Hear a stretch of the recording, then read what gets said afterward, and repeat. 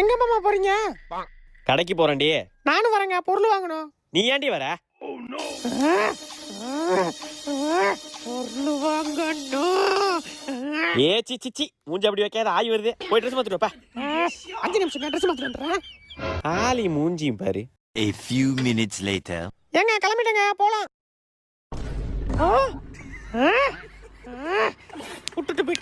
விட்டுட்டு போயிட்டான்.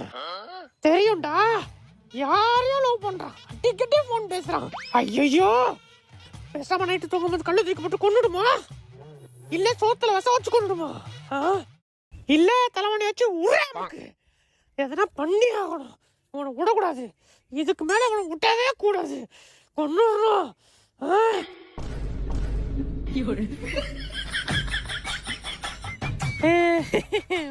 வாங்க கடைக்கு போவோம்.